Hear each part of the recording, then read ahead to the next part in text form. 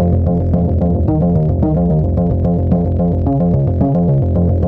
joined on the Starline by Senior Director of Communications for Chicken Soup for the Soul Entertainment, Crackle and Redbox, author, speaker, and world traveler, our friend Chris Woolsey. Hey, Sean, thank you so much for having me back. This is always the high point of my month. Chris, let's go binge watching Beyond the Mic. Since we last talked, the holidays have passed and you went overseas. I'll ask you about that later, but I really want to know, what show did you watch on the plane ride? I actually watched, and so my son has been haranguing me to watch this, and I just hadn't had a chance. And I've got to say, it was the most pleasant surprise. Blackberry. Have you watched it yet, Sean? Really? I haven't seen it yet. Oh my gosh, it is so fun. I loved it. It was one of the most interesting biopics for me because the characters were a little bit over the top, and at first I was kind of bothered by it, but once I was able to wrap my head around that, I absolutely loved that film. I thought they did a spectacular job, and working in the startup industry as I have for a number of years, I was like watching it going, yep. I've been in that meeting. Yeah, it was, I cannot say enough good things about it. You must go as soon as you get a chance and watch it. I was thoroughly overwhelmed. It was great. Chris, the world is nuts now. We need a good comedy. What do you have for us? All right, let's take a look here. Best comedy. I'm going to go with a TV series that we have on Crackle that is performing extremely well, and that is Everybody Hates Chris. Good show.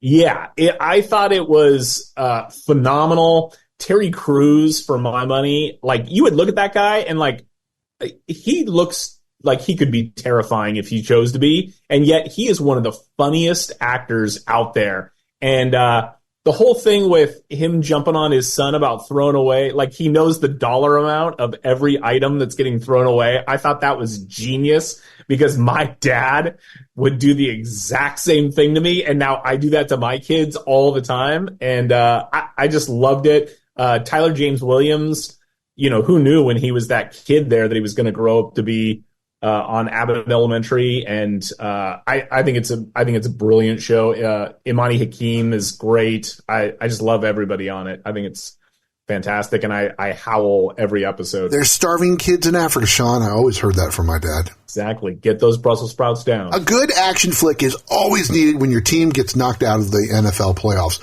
What's your go-to action movie now? Oh my gosh! So I have not had a chance to watch it. But I have seen the trailer and I watched some clips, and I'm carving out 2.5 hours of my weekend so that I can watch it. It's on Redbox free streaming. It's called 13 Assassins. Whoa. And it's basically the Magnificent Seven or Seven Samurai. But it's based on a true story about a Chinese warlord who was so awful that the people took up a collection to pay a group of assassins to come and murder him because he was causing so much havoc among the working class. And it's about these 13 it's basically the 300 in sort of a Chinese setting. It is awesome. And you watch the stunts in this thing and you just go, how was everyone involved in this film not killed during the filming of this movie? Like, it's unbelievable. I'm very excited to watch this weekend. 13 Assassins on Redbox free streaming. Now I've got a plan. Watch 13 Assassins, then The Beekeeper. Gonna make it an action movie weekend. What about scaring your significant other? What film are you recommending this month? Again on Redbox, I've got a great one. It's called The Night Eats the World. And what I love is when someone takes a genre that has just been beaten to death and somehow breathes new life into it. And that's one of my favorite things to see. And this is an indie film, and it's French. It's about a guy who goes to a house party one night in Paris, gets hammered, wakes up the next morning only to discover that while he was passed out, the entire city of Paris was overrun by zombies, and he's one of the last people left alive. The Night Eats the World. The Night Eats the World. It looks amazing. I just love. It's got that great isolation vibe on top of the zombies. The Last of Us. If you like that series, I think you're gonna love this. Chris, where's the best place you went on your trip? It's funny you ask right when I'm talking about this film, because it actually was Paris. So we did Paris, we did London, and we did Dublin for my 25th wedding anniversary celebration. And I thought that I was going to love Dublin more than far and away more than the other two. And I've got to say, while I did adore Dublin and my people were amazing, I loved Paris. I had been raised that... Oh, that's a shock. That the French and Parisians specifically are cold and aloof and snotty, and my experience could not have been more to the contrary. They were warm and friendly, and as long as you were not a arrogant, loud American, and you at least made a bungling attempt, in my case, to speak the language, they would bend over backwards to accommodate you and were so friendly. The history was amazing. The architecture was gorgeous.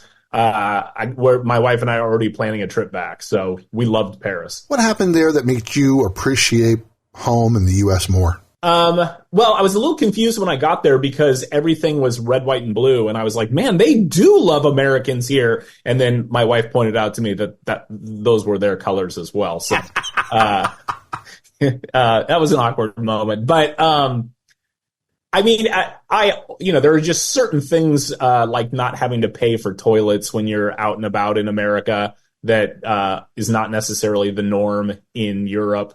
Sometimes I'm a little slow making change, and I've got a timeline that I got to stick to in terms of using the facilities, and so yeah, that was a little awkward. That made me appreciate the States, but I live in the best country in the world, so wherever I go, I always appreciate America. But I did love France, I got to tell you. It's Senior Director of Communications for Chicken Soup for the Soul Entertainment, Crackle and Redbox, our friend Chris Woolsey, beyond the mic. Let's get back to binge watching. How about an underappreciated TV or movie? Yes, when I hit this question, when I was going over my notes, getting ready for to talk to my very good friend Sean, I got very excited about this question because there is a title on both Redbox and Crackle that I constantly am annoyed at how underappreciated it is, and that is a documentary that we have called Hollywood Bulldogs: The Rise and Fall of the Great British Stuntman. Wow. And yeah, it's a documentary about, so when when World War II ended, there was this big group of GIs, British GIs, who they were like, we don't know what to do with our lives anymore. Like, our lives used to be exciting every day fighting the Nazis, and now it's kind of boring. We got to figure out something to do. So these guys all decided that they wanted to be stuntmen, and they sort of fell into it literally backwards, usually repeatedly and from a 300-foot building. But they basically became the backbone of the Hollywood stuntman industry, and they were the lead stuntmen in all the 007 movies, Indiana Jones, Superman, Rambo, Star Wars, Conan, Alien, you name an action film, and these British stuntmen were probably the guys dressed up as the lead actor, throwing themselves in front of burning cars, and the stories that these guys, and they interview all the original guys who are still alive, and I mean the stories these guys tell about what went on in the sets and how unbelievably unsafe it was to work in the movie industry in the 60s and 70s. Oh my gosh, Hollywood Bulldogs. I cannot, my son and I watched it one night, and he was like, this might be the best documentary I've ever seen in my life. And I was like, I'm not going to disagree with you. I loved it. Some people think that documentaries are droll and boring, but they're missing out on this one. They're truly missing out. Amen. This one is a blast. You'll love it. You'll love it. What's the Crackle TV series of the month? I'm going to go with a series we have called The Wall. And this is another unusual one. It's French-Canadian. and it's actually French with English subtitles. It is outstanding. So we have 2 seasons of it. Season 1 is about a tiny town just below the Arctic Circle where it is so cold that they literally had to build a 10-foot wall around the entire town just to keep the elements from destroying everybody. The great part of that is they're safe from the elements. The bad part of that is they're not safe from each other. And it ends up there's a serial killer inside the town. And so this female detective, played brilliantly by Isabel Richer, has to figure out what is going on and who it is that's committing these murders. You know, every once in a while, you see an actor, like when Billy Bob Thornton first hit the scene in Sling Blade, you're like, where did this guy come from? How has he not been working solidly for the last 20 years? Isabel Richer is the same woman. You watch this series and you just go, how in the world is she not in everything? She is absolutely brilliant. Season 2 might have the creepiest opening of any TV series I've ever seen. Please, no spoilers. Yeah, I'm not going to spoil anything, but man, you're watching it going, oh my gosh, what am I looking at? It's bananas. So The Wall, seasons 1 and 2, it's on Crackle right now. Check it out. Redbox has a lot of good films, but which will my wife appreciate this month? I don't know how warm your wife is to historic dramas. My wife, historical fiction, you're in her wheelhouse, Chris. Okay. All right. Well, then she may get excited about this. I love the movie Valkyrie with Tom Cruise. And this is a biopic that's about the team of Nazis who tried to assassinate Hitler in 1944 during the height of World War II. I don't know if she's seen it. It is star-packed. Tom Cruise, Kenneth Branagh, Tom Wilkinson, God rest his soul. We just lost him a couple weeks ago, one of my favorite actors. Terrence Stamp, Eddie Izzard, spectacular performances, a great telling of a really exciting piece of history. That's something my wife would be so excited about. I can already tell I would like your wife, and not in a creepy way. That just sounds awesome. I love anybody that likes historic dramas. Who is starring in the Chicken Soup for the Soul series of the month? It's a new year. People are looking to reinvent themselves. They're looking for new skills. We've got a great series called Lydia's Kitchen. And this is hosted by celebrity chef Lydia Bastianich, who I had actually never heard of. And then I looked her up and I'm like, I don't know where. I've been clearly cooking under a rock for the last 10 years because she's everywhere and in everything. So she is a celebrity chef. I don't know about you, but sometimes you watch these cooking shows, and I love to cook, and I'm always looking for new recipes. But sometimes I watch them and I go, I don't have the tools you have. I can't afford the ingredients you have, and I don't have the time or the skill set that you have. The great thing about this series is not only does she take unbelievably complex and amazing recipes and dumb them down so people like you and I, Sean, can actually make them, but she also does it on a budget so that we can afford to buy these ingredients. I thought salmon with mustard sauce was right up your alley, Chris. Absolutely. Exactly. It is now, let me tell you. It's great. Lydia's Kitchen. Check it out. You are going to seriously impress your neighbors at the next bunko party. If there is one movie, show, or thing you were able to catch up on, what is it? So on Crackle, we've got this, every once in a while, our programming, not once in a while, by once in a while, I mean 30 times a month, they find these hidden gems that I go, I don't know what I was doing, how I missed this when it was in the theaters or like getting promoted, because I had never heard of this film. This one is called Digging for Fire. It's on Crackle. And it's an indie relationship movie, but it's more than that. There's like, I love cross genre movies that like you can't really like put them into a particular box. And that's this film. It's about a young couple, played by Jake Johnson from Jurassic World and Rosemary DeWitt from La La Land, who I think is adorable. and they've kind of come to a crossroads in their relationship. They just had a child. They're trying to figure out what it means to be a young married couple and also parents, and how does that affect a relationship. They're not on the same page. It's a little frustrating. And they end up finding buried in their backyard a gun and a human bone. What? And as they begin to dig into this, it takes them both on sort of different directions that makes them reevaluate their relationship. And it is, when I say star-packed, it's almost absurd the amount of stars. So Jake Johansson, Rosemary DeWitt, Orlando Bloom, Brie Larson, Mike Birbiglia, wow, Sam Rockwell, Anna Kendrick, Sam Elliott, and it sounds like I'm making this up, but Judith Light from Who's the Boss is freaking in this movie. Like, I don't know who's not in this movie. I think Ted Danson was sick this week, and they couldn't cast him for whatever reason, but like, it's nuts. Speaking of reevaluation, what's your resolution for 2024? Mine is better time management. I've got a lot of projects that I really want to work on, and I know I have a finite amount of time, and I really want to be a good steward of the time that I am given.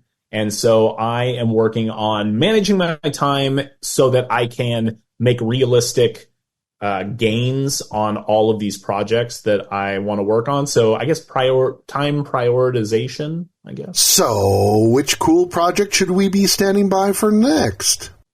I'm not going to go too much into it, but I've got a fun podcast that I am working on with a brilliant partner, and hopefully we'll be rolling out our first episode in the next few months. So that's kind of what I'm working on at the moment. It's time for One Big Question with Chris Woolsey as he goes binge watching Beyond the Mic. Chris, who's the one star that you want to see in a project that used to be everywhere but has disappeared recently? Oh boy. I mean, there are a lot of these people, but I've got to say probably Bruce Campbell would be my absolute dream to have back. I've heard some rumors that he is actually retired, but I am a gigantic Bruce Campbell fan from when I first saw him in Evil Dead and Army of Darkness and Burn Notice. I love him. He's just one of those actors that every time he walks out onto the screen, I just go, oh, okay, this is going to be awesome. I don't care what this project is even about. Bubba Hotep, you've got Elvis Presley is still alive and a black John F. Kennedy. Sure, I'll believe that. I don't care. And we've had Bruce Campbell on the show. Maybe he'll return to acting. What about a Burn Notice movie? Ooh, I like where your head's at on that. Absolutely. Get your people on that. Senior Director of Communications for Chicken Soup for the Soul Entertainment, the face of Crackle and Redbox, our friend Chris Woolsey. Thank you so much for going binge watching with us. Oh my gosh, Sean, are you kidding me? This has just been amazing as always, and I'm literally counting the days until I get to come back. And that, my friends, is binge watching Beyond the Mic. If you're enjoying these conversations, please check out another Beyond the Mic episode to find more actors, artists, and people you need to know. We'd also appreciate a like and subscribe on the Good Pods app.